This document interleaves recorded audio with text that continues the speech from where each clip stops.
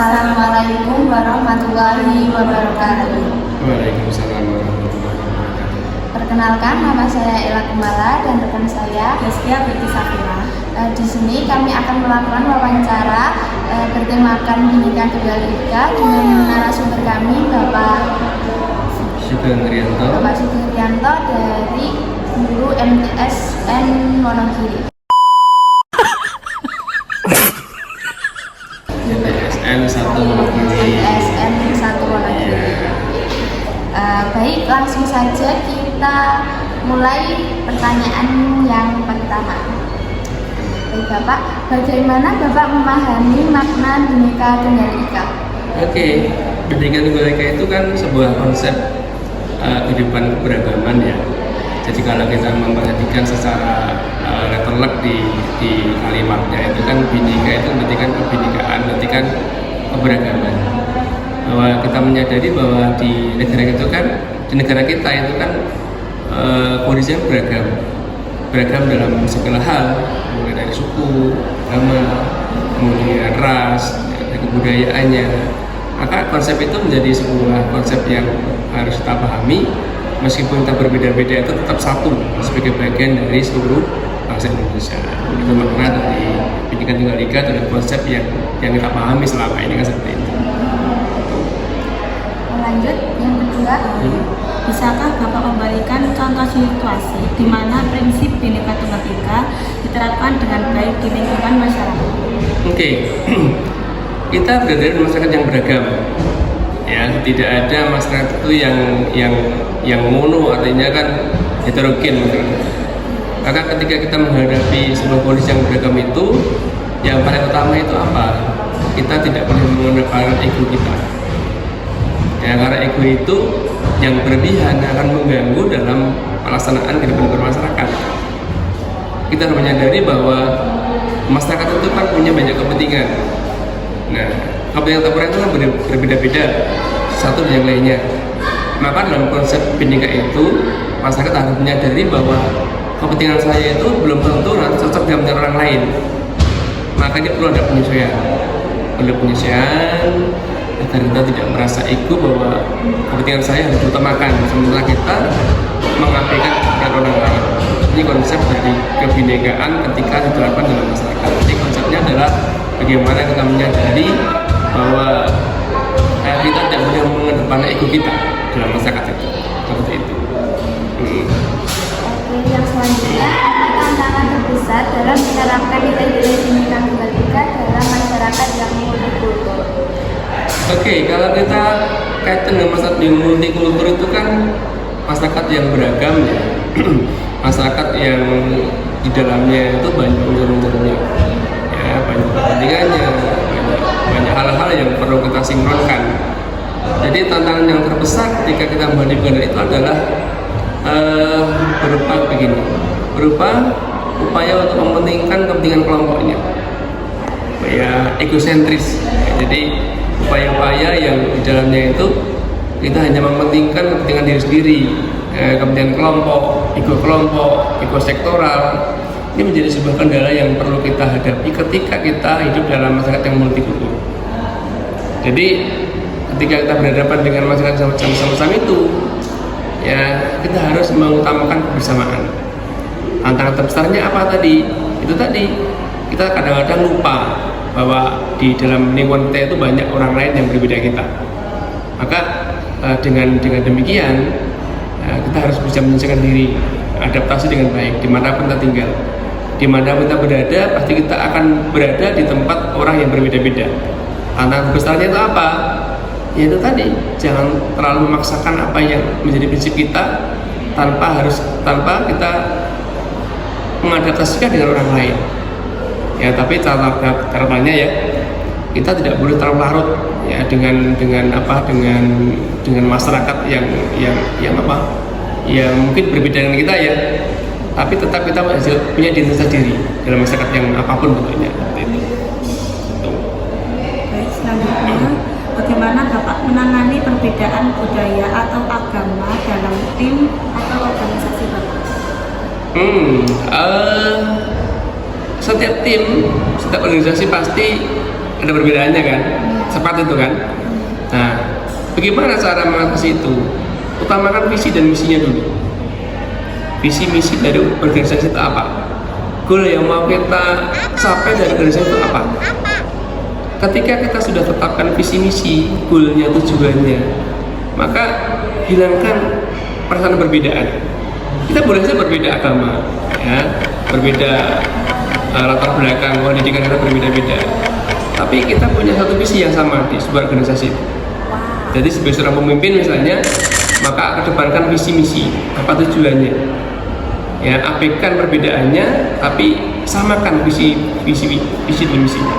Maka dengan demikian organisasi itu akan berjalan dengan baik, ya, karena sudah tahu paham visi dan misi dari organisasi itu. Begitu.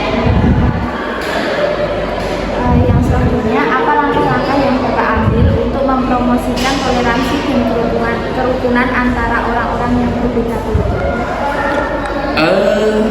Ini tidak perlu kerja sendiri ya. Jadi kalau kita bicara promosi, berarti kita akan mempopulerkan sebuah tagline nih tentang perlunya kita ini memahami toleransi dan kebebasan ya. Artinya ini bukan tugas dari individu, tapi tugas dari seluruh masyarakat, seluruh dari kelompok masyarakat, bahwa pentingnya kita ini meningkatkan budaya toleransi. Ya, jadi kita dimanapun berada, ya, misalnya khotib ketika Jumatan itu kan, sampaikan tentang perbedaan dalam masyarakat itu. Kemudian guru ketika mengajar misalnya, sampaikan, promosikan tentang perbedaan di dalam masyarakat itu. Kalian juga sekolah juga demikian, punya media sosial, gitu kan? Itu sampaikan tentang pembelajaran tentang perbedaan, bahwa tentang toleransi, perlunya kita kebersamaan, menjalin persatuan meskipun kita berbeda-beda. Saya pikir itu media yang cukup efektif dengan promosi itu, dengan media sosial ya. Apalagi sekarang ini kan generasi Z itu kan generasi yang akrab dengan teknologi, ya, generasi yang akrab dengan gadget kan, yang itu bisa efektif menjangkau seluruh dari masyarakat. Saya pun punya Instagram, ya, punya di Facebook. Ya. Ini media ini bisa kita pakai untuk sarana menyampaikan tentang pentingnya sebuah kebersamaan dalam masyarakat seperti itu. Selanjutnya, dalam pandangan Bapak, apa peran pendidikan dalam mendukung prinsip Bhinneka Tunggal Ika? Oh, kalau saya melihat peran pendidikan sangat penting, bahkan sangat urgent sekali pendidikan itu. Anak-anak kalian yang di pendidikan kan mendapatkan pengetahuan kan, mendapatkan pemahaman tentang kalau kalian belajar tentang pendidikan Pancasila, berarti kamu belajar tentang keberagaman. Kemudian di dalam kehidupan di kelas kalian juga akan bersama orang berbeda-beda. Maka pendidikan ini memegang kunci yang penting dalam memahami tentang perbedaan itu, dalam pendidikan itu. Karena di pendidikan itu kan kita diajari untuk bisa berbeda pendapat, ya, diajari untuk bisa saling memahami, diajari untuk bisa saling terbuka dengan perbedaan orang lain. Kita tidak bisa hidup dengan sendiri, kita tidak bisa hidup dengan mengabaikan orang lain. Maka itu semua kita dapatkan di dalam pendidikan kita. Kamu kerja kelompok di sini, kan? Kamu kerja di sini, ini kan termasuk membina adanya kebersamaan kalian. Rumahmu berbeda-beda, kamu kenal dengan saya dulu, ya dulu. Nah, ini kan masuk salah satu proses pembelajaran di dalam pendidikan kita, bagaimana kita bisa menyelesaikan pendidikan orang lain. Kamu menyelesaikan jadwal saya sampaikan, kamu bisa menyelesaikan diri. Ini termasuk bagian dari itu. Ini pentingnya pendidikan dalam ucap. Selanjutnya, bagaimana Bapak menanggapi konflik yang timbul akibat perbedaan pandangan budaya atau agama di masyarakat? Ya, kalau tanggapan saya, kalau melihat konflik itu ya sedih ya, sedih teman-teman. Sedih sekali ketika kita mendapati konflik yang akarnya itu dari budaya, akarnya dari perbedaan. Karena apa? Karena sebagai bangsa sudah kita sepakati dalam konsep hidup kebangsaan kita itu kita memang berbeda. Maka ketika dari konflik itu saya merasa tidak nyaman juga. Nggak nyamannya kenapa? Wong kita sudah menyadari itu berbeda, tapi kenapa kok masih ada konflik? Walaupun juga dalam Quran disebutkan kan, ya, manusia akan berbeda-beda, bersuku-suku, berbangsa-bangsa, akan saling mengenal satu dengan yang lainnya. Untuk berkonflik harus saling mengenal satu dengan yang lainnya. Ini konsep yang saya rasakan ketika kita melihat konflik itu, saya merasa tidak nyaman, jadi merasa tidak enak gitu. Tuh. Menurut Bapak, bagaimana peran pemerintah dan masyarakat dalam menjaga semangat Bhinneka Tunggal Ika di Indonesia? Ya, kalau peran pemerintah itu harus ini peran yang utama ya. Peran yang sangat vital. Jadi pemerintah ini kunci utama di dalam proses untuk persatuan kesatuan bangsa. Jadi pemerintah itu harus punya program, punya kebijakan-kebijakan yang pro kepada kebersamaan. Jangan bersikap diskriminatif dalam apapun, dalam konsep agama, ekonomi, sosial budaya, kesempatan dalam bekerja, kesempatan dalam mencari sekolah. Itu menurut saya pemerintah harus mengedepankan kebersamaan, anti diskriminasi.